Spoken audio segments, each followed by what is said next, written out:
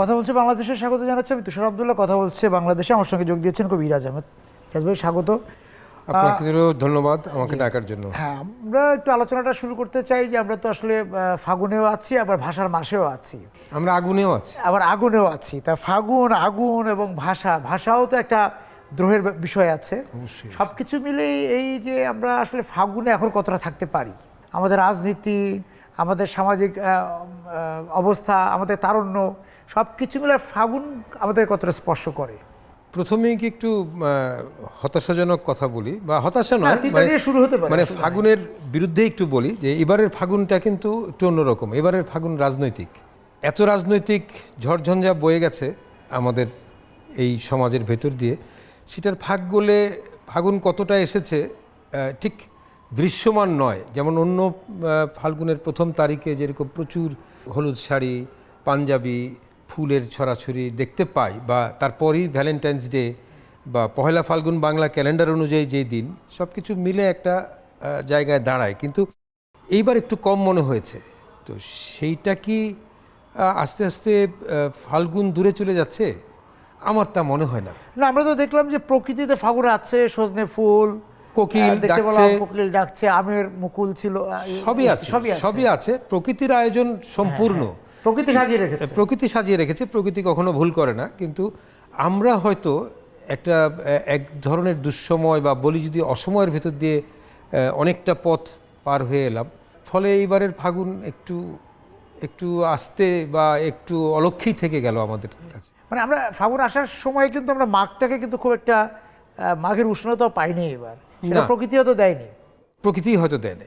সব মিলে আমার কাছে মনে হয়েছে যে একটু কোথায় যেন তালটা কেটে গেছে, বা আমরাই তো তালটা ধরে রাখি, প্রকৃতির সঙ্গে গড়মিল আছে।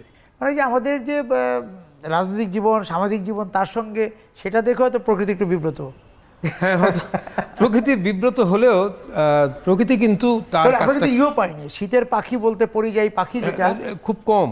অথবা বলতে পারেন যে আপনারা তো মানে সাংবাদিকরাও সময় পায়নি রাজনীতির আগুনের থেকে বের হয়ে গিয়ে পাখিদের ছবি তুলতে। পাখিরা হয়তো এসেছিল, আমাদের এবার আর কারো মনে নেই। সাংবাদিকতার বিষয়টা আনলেন, আপনিও সাংবাদিক, সেই জায়গা থেকে আপনি মাঠে ছিলেন।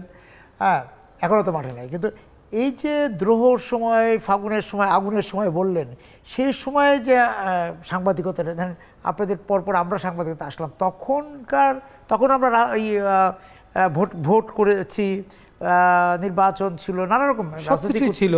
সেই সময়ের যে তরুণ সাংবাদিকদেররা আর এখন 26 বা 24, 25-এর তারুণ্য যারা সাংবাদিকতা আছেন, একটা জিনিস বলি আপনাকে।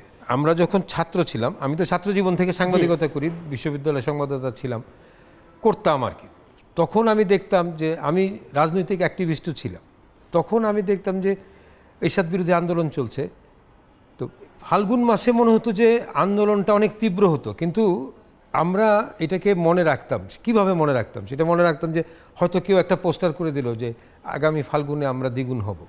ওই যে এই তাড়নাটা, কিন্তু তার মধ্যে বইমেলা থাকতো, তার মধ্যে কোকিলের ডাকাডাকি থাকতো, খুব মৃদু স্বরে একজন নারী একজন পুরুষ হাঁটতে হাঁটতে হাত ধরে চলে যেত, রং থাকতো, নানান জায়গায় উৎসব থাকতো, কবিতা আবৃত্তি হচ্ছে, মানে নানা ধরনের অনুষ্ঠানের ভিতরে আমরা আছি। সেইটা কি এইবার বোধহয় আমার কাছে মনে হয়েছে যে পুরো অ্যাম্বিয়েন্সটা মিসিং হয়ে গেছে। গত 1.5-2 বছরে প্রায় এই যে কালচারের জায়গাটা, বা যদি বলেন আপনি আমাদের এই আন্দোলন, আমি বলবো না, বইমেলার জায়গা, গতবারও বইমেলা হয়নি, এবারও বইমেলাটা নিয়ে হবে না একটা টানাটানি চলছে। বইমেলাটা না হলে কি হয়, একটা জায়গায় এখন অনেকেই বলতে পারে আপনারা বইমেলার মধ্যে সংস্কৃতিকে সীমাবদ্ধ করে ফেলছেন, ফাল্গুনকে সীমাবদ্ধ করে ফেলছেন। তা নয়, একটা আবহ তৈরি করে দিতে হয়। মানুষ কোথায় মিলিত হবে, তরুণ তরুণীরা কোথায় আসবে, তারা কোথায় তাদের বিদ্রোহের কথা বলবে, কোথায় প্রেমের কথা বলবে, সেই জায়গাগুলো তো নেই। তার জায়গায় কি স্থান দখল করলো তুষার? মব। মানে সেই মঞ্চটা তো দিতে হবে। হ্যাঁ, সেই জায়গাটা তো করে দিতে। আপনি যদি এর বদলে যদি আপনি দেখেন যে মবক্রেসি হচ্ছে, তাহলে তো আপনার এই ফাল্গুন তার ডালপালা বিস্তার করবে না, এটা তো হবে না। পৌষ উৎসব আয়োজন নিয়েও তো আমরা দেখলাম যে এটাকে বন্ধ করে দেওয়া হয়েছে, করতে দেওয়া হবে না। তো আমার কথা হচ্ছে যে ঠিক আছে, সংস্কৃতি তো কোনো একটা নির্দিষ্ট খাতে বা একটা জায়গা আলমারির ভিতর ঢুকিয়ে আপনি চর্চা করতে পারবেন না। কিন্তু তার জন্য একটা ক্ষেত্র লাগে, কতগুলো নির্দিষ্ট ক্ষেত্র লাগে। যখন বইমেলা চলে বা যখন কোনো একটা উৎসব চলে, পাশাপাশি বইমেলা হচ্ছে, কবিতা আবৃত্তি হচ্ছে, ছবি আঁকা হচ্ছে, গান হচ্ছে, হ্যাঁ, সব মিলে একটা সব কিছু মিলে একটা চিত্র তৈরি হয়, একটা বলয় তৈরি হয়। একটা বলয় তৈরি হয় যে হ্যাঁ এটা আমাদের জায়গা। আমরা কি ওই সময়ে, যদি আমি 80-র দশকের কথা বলি, এরশাদ বিরোধী আন্দোলনে আমরা কি আন্দোলন করি নাই? হ্যাঁ করেছি, কিন্তু আমরা তো পাশাপাশি বইমেলাতেও গেছি, বইমেলায়ও আমরা বিপদে পড়েছি, নানা ধরনের সংঘাতের সঙ্গে জড়িয়ে গেছে। বইমেলা গোলাগুলি হয়ে বইমেলা বন্ধ হয়ে গেছে, মিছিলের কারণে বন্ধ হয়ে গেছে। তো একটা ছোট জায়গায় বইমেলাটা হতো, হ্যাঁ ছোট জায়গা হতো, তারপরের দিন আবার বইমেলা শুরু হয়েছে। হ্যাঁ, তো বইমেলা তো এইভাবে থেমে থাকেনি, মানে যেসব কথা বইমেলা, কবিতা উৎসব সব তো একসঙ্গে সব চলতো তো একসঙ্গে। হ্যাঁ, তো সেই জায়গাটা আমি জানি না যে এখানে কোথাও কোনো নিঃশব্দ, আমি পার্সোনালি মনে করি একটা নিঃশব্দ ইশারা আছে, এটা আমার ব্যক্তিগত অভিমত।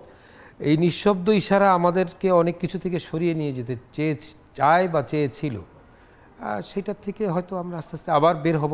আমাকে বিরতিতে যেতে হবে, ফিরে এসে একটু আলোচনা যেতে চাই যে নিঃশব্দ ইশারা যে বললেন, সেই নিঃশব্দ ইশারার কারণে আমরা দেখলাম যে সারা বাংলাদেশেই কিন্তু সাংস্কৃতিক অনুষ্ঠানগুলো, নাটক, আমি অনেকগুলো জেলায় ঘুরেছি, সেই জেলাগুলিতে আমাদের নাট্য চর্চা যারা করছেন তাদেরকে রাতের অন্ধকারে খুঁজে খুঁজে বের করতে হয়েছে কোথাও রিহার্সাল আছে বা কোথাও হয়তো আমাদের শুটিংয়ের কারণে আয়োজন করাতে হয়েছে, কিন্তু তারা নাটক করতে চাচ্ছে না, যাত্রা বা অন্যান্য যে বিষয়গুলো আছে। তো সেটা একটা বড় বিষয় ছিল। তো সেই জায়গা থেকে আসলে মুক্তির পথে আমরা হাঁটতে শুরু করবো কিনা সেটা একটু শুনবো। আমি বিরতি থেকে ফিরে এসে দর্শক আমরা যাচ্ছি কথা বলছি বাংলাদেশের বিরতিতে।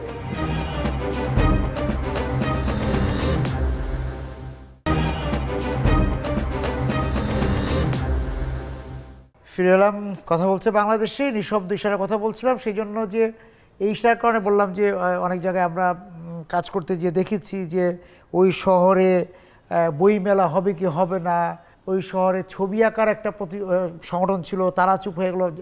নাটকের তো আমরা খুব মুশকিল, খুঁজে পাওয়াটা মুশকিল ছিল, সেটা একটা। পাশাপাশি কিন্তু গত বইমেলায় যদি দেখেন, সেখানেও যে বইগুলো প্রকাশিত হয়েছে, তার যে আপনি যদি বলেন যে বিষয়গুলো ছিল, সব কিছু মিলে যদি আপনি একটু বলেন। বইমেলা, ঈদ হবে, রোজা আছে, মানুষ এই সমস্যা ওই সমস্যা অনেক কিছু আছে, কিন্তু আমার কথাটা হলো খুব সহজ। এত বড় একটা জিনিস আমাদের এই বইমেলা, এবং একটি প্রয়োজনীয় বিষয়ও বটে যে বইমেলার আয়োজন করা, শত শত বই, মানুষ বই পড়তে আসে, বাচ্চারা আসে, বাবা মারা আসে, অভিভাবকরা আসে, তরুণ তরুণী আসে, সবাই আসে। মেলাটা অনুষ্ঠিত হয়ে গেল। আপনি যেটা বলছিলেন যে গত বছরের বইমেলাতেও বই প্রকাশের মান, কারণ বড় প্রকাশকরা আসেনি। এখন বড় প্রকাশক বললে অনেকে বিরক্ত হতে পারেন যে ভাই আপনি বড় ছোট কি বলতেছেন, কিন্তু কিছু প্রকাশক তো আছে যাদের বইয়ের মান খুব চমৎকার, যেটা বইগুলো নিশ্চিন্তে পাঠকরা হাতে তুলে নিতে পারে। তারাও তো আসছে না বা আসে নাই, লেখকরাও আসে নাই। কেউ যদি ভাবে, আপনি যে বলছেন যে গ্রামে গিয়ে বা কোনো মফস্বল শহরে গিয়ে নাট্যকর্মীদেরকে খুঁজে পাওয়া যায়নি, সংস্কৃতি চর্চার সঙ্গে যারা জড়িত তারা অনেকে খুবই বিমর্ষ, জানতে পারি, কথা হয় যে না এগুলাতে আর কোনো সুযোগ নেই। আমি মনে করি যে এই যে সংস্কৃতির জগৎ নিয়ে যেই কাজগুলো গত 1.5-2 বছর ধরে ঘটছে, এটা বাংলাদেশে কোনো সুস্থ ইতিহাসের গায়ে সুস্থ দাগ রেখে যাবে না। সংস্কৃতি চর্চা যেটা সব কিছু মিলে, লেখালেখি, নাটক, গান, ছবি আঁকা, সেইখানে একটা কারো না কারো একটা ইঙ্গিত তো আছে, কোনো না কোনো মহল চেয়েছে যে এইগুলো বাংলাদেশে আর থাকবে না। কিন্তু বাংলাদেশ, আমাদের এখন দেখতে হবে যে বাংলাদেশ কি তাদের চাওয়াটাকে মেনে নেবে, না বাংলাদেশের মানুষ তাদের চাওয়াকে প্রতিষ্ঠিত করবে। আমরা এই যে ভাষার মাসে আছি, তো সেই জায়গাও কিন্তু আমরা দেখলাম যে এই সময়গুলিতে কিছু কিছু শব্দ পেলাম, কিছু কিছু ভাষাকে একদম বলা হচ্ছিল যে এই শব্দগুলোই ব্যবহার করা।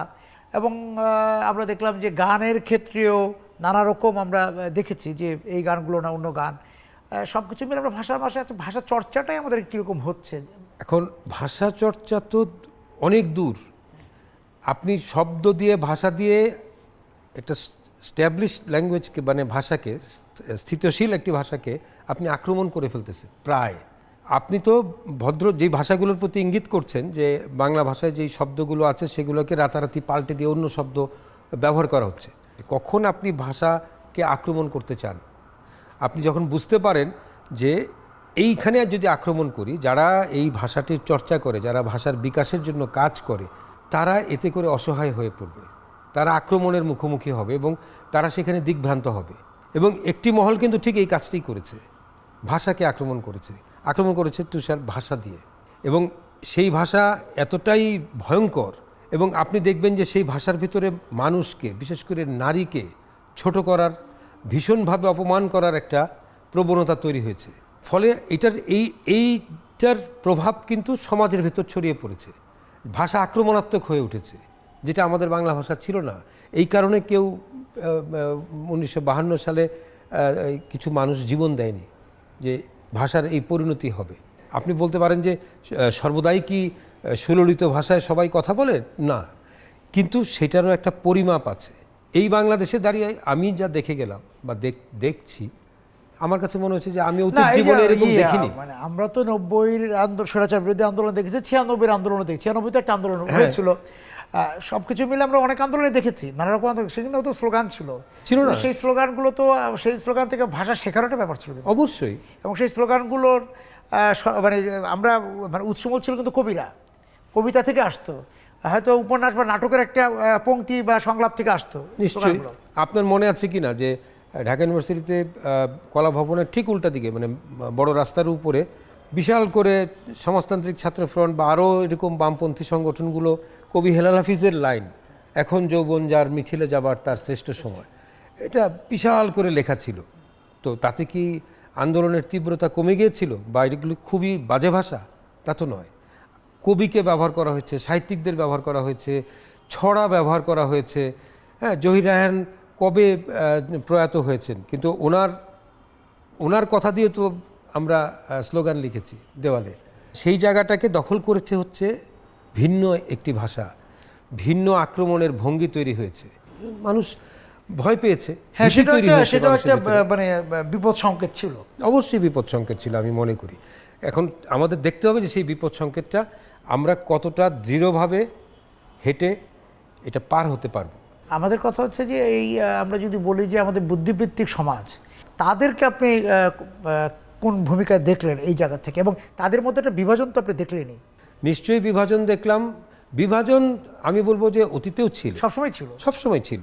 বিভাজনটা ছিল না, মৌনতা ছিল, কিন্তু সেটার ভেতরে এক ধরনের সাহিত্যিক একটা, যদি সাহিত্য বা ইন্টেলেকচুয়াল মহলের কথা বলেন, বুদ্ধিবৃত্তিক সমাজের কথা বলেন, সেখানকার রেশারেশিটা কিন্তু সাহিত্য নিয়েছিল।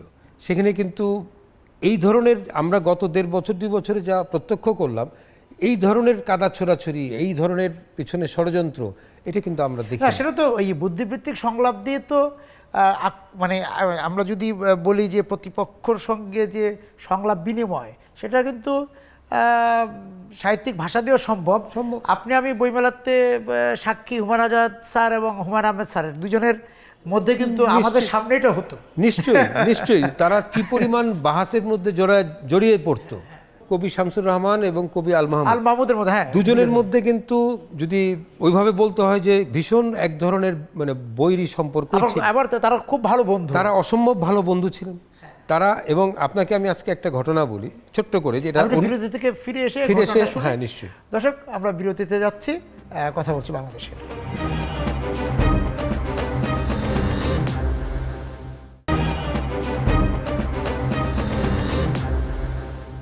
বিরতির পর আবার ফিরে এলাম, কথা বলছে বাংলাদেশে। আপনি একটি ঘটনা বলতে চাচ্ছিলেন, বুদ্ধিবৃত্তিক যে এই ধরনের, এটাকে ঠিক রেশারেশি বলা যাবে না, কিঞ্চিত মনোমালিন্য, কিঞ্চিত ঝগড়া, এই ধরনের একটা ব্যাপার ছিল, কিন্তু সেটা কিন্তু সাহিত্যের টেবিলের বাইরে কোনোদিন যায়নি।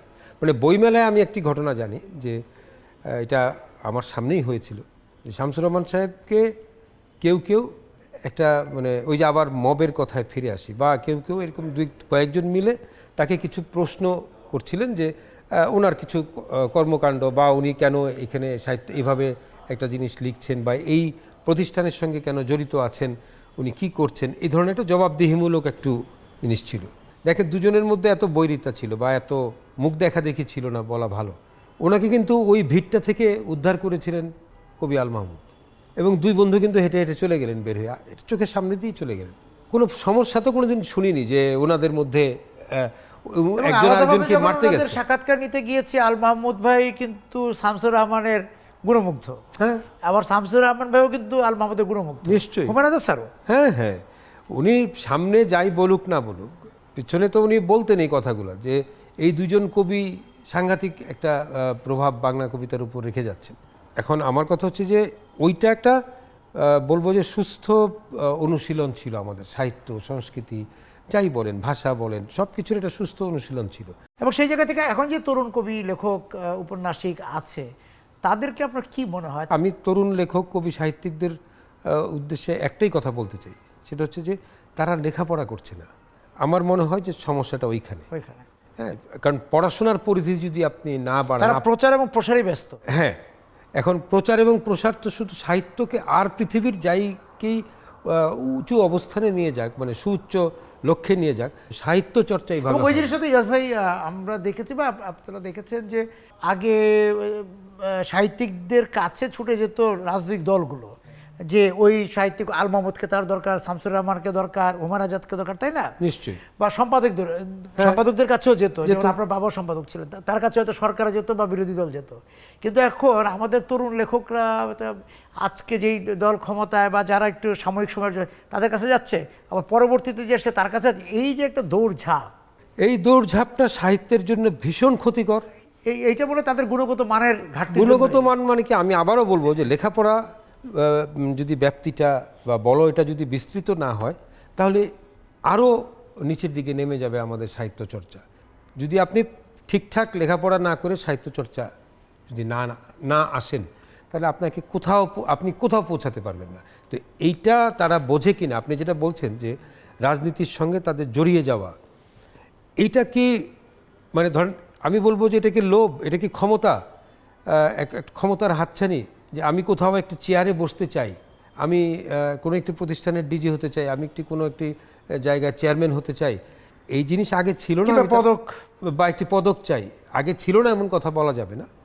কিন্তু এখন আমার কাছে মনে হচ্ছে জিনিসটা অনেক তীব্র প্রকট আকার ধারণ করেছে এবং দৃশ্যমান। হ্যাঁ, দৃশ্যমান। এবং আপনার সূত্র ধরে একটা শেষ করে দিই, আগে মানুষ প্রতিষ্ঠানের কাছ থেকে কবি সাহিত্যিকরা দূরে থাকতো, আমি এখন দেখতে পাই যে কবি সাহিত্যিকরা প্রবল বেগে প্রতিষ্ঠানের দিকে ধাবিত হচ্ছে। এইটা তাদের সাহিত্য চর্চা বা চিন্তার বিস্তারকে ব্যাহত করবে বলে আমার ধারণা। এবং বিক্রি হয়ে যাচ্ছে। এবং আরেকটা বিষয় ছিল, আমরা যাদের নিয়ে কথা বলছি তাদের একটা আদর্শিক ছিল, কেউ হয়তো জাসদ করতেন, কেউ হয়তো পরবর্তীতে হয়তো বাম রাজনীতি করেছে, গণতান্ত্রিক রাজনীতি করেছে, সবকিছুই করেছে। তাদের আদর্শিক জায়গা ঠিক ছিল। আল মাহমুদ ভাইকে নিয়ে অনেক কথা বলা, কিন্তু তারা ভিতরে আমরা জানি আদর্শিক জায়গাটা ঠিকই ছিল হয়তো বা। কিন্তু এখন যারা আছে তাদের আদর্শিক, তার আদর্শ এই যে রাজনৈতিক পট পরিবর্তনের সাথে সাথে তাদের পরিবর্তন আছে, কথা বদলে যাচ্ছে, ভাষা বদলে যাচ্ছে, তাদের লক্ষ্য বদলে যাচ্ছে। তো সারাক্ষণই যদি আপনি এই কাজে ব্যস্ত থাকেন, আপনি কখন লিখবেন? আপনার যদি মনে হয় যে বই লেখার চাইতে বই প্রকাশে মোড়ক উন্মোচনের প্রতি আপনার আগ্রহ বেশি, ওই বইয়ের ভিতরে কি আছে সেটা বিষয় নয়। একটা বিষয়, ওটা নিশ্চয়ই আপনি আমার সাথে একমত হবেন, যে কাউকে তুষ্ট করা বা কাউকে নিয়ে লেখা, হ্যাঁ, এই ধরনের কবিতা আল মাহমুদ ভাই লিখেছেন, নির্মলেন্দু লিখেছেন, মানে গুন্দা তো লিখেছেন, শামসুর রহমানও লিখেছেন। কিন্তু দেখেন, ওই আপনি যেটা বলেন, পড়াশোনা বা নিজের ঘাটতির কারণে এখনকার ওগুলোর মান উত্তীর্ণ হয় না। ওনারা যাকে নিয়ে লিখেন না কেন, হ্যাঁ, সেগুলো কিন্তু এই কোন আমরা জানি মানে পিছনে ছায়াটা কাকে নিয়ে লিখেছে, কিন্তু সেটাও কিন্তু একটা মানে সেটা একটা মানোত্তীর্ণ বিষয়, কালোত্তীর্ণ বিষয় ছিল। আমরা তো মনে রাখলাম, এখনো মনে রাখলাম, কিন্তু এখন এটা একদম খুবই এত প্রকাশ্য এবং এত জিনিসটার ভিতরে মোটা দাগের ব্যাপার আছে। হ্যাঁ, মানে যেটা এখন এই সমাজে একটি অত্যন্ত জনপ্রিয় শব্দ বা লাক্সই শব্দ হচ্ছে তেলবাজি, সবাই বলে, এবং সবাই আমাদের লেখক বুদ্ধিজীবী সবাই সুপার শপে ঢুকে যাচ্ছে। হ্যাঁ, আমি তো বললামই আপনাকে, প্রতিষ্ঠানের দিকে ধাবিত হচ্ছে। কিন্তু একটা সময় ছিল যখন প্রতিষ্ঠানের উল্টো দিকে কোনো না কোনো র্যাকে আলমারিতে জায়গা পেতে হবে। একটু বিরতিতে যাব, ফিরে এসে জানতে চাই যে এই যে আমরা 21-এর প্রথম প্রহর, প্রভাত ফেরি, শহীদ দিবস, এগুলো ধীরে ধীরে আমাদের অন্তত আমরা কিছুটা মনে রাখলেও আমাদের সন্তানদের কাছে পৌঁছে দিতে চাচ্ছি না, যে প্রভাত ফেরি, শহীদ দিবস যে ছিল, এখন এই যে চর্চাটা, হ্যাঁ, এটাও একটু কমে গিয়েছে। যদিও কোথাও কোথাও হয়তো ইংরেজি মাধ্যম, বাংলা সব স্কুলেও হয়, সেটা অন্য একটা ধারায় উৎসবের আঙ্গিকে হচ্ছে। এইটা নিয়ে আপনার একটা বিশ্লেষণ আমি শুনতে চাবো, পর্যবেক্ষণ। আমি বিরতি থেকে আসছি ফিরে। দর্শক, আমরা কথা বলছি বাংলাদেশে, বিরতিতে যাচ্ছি।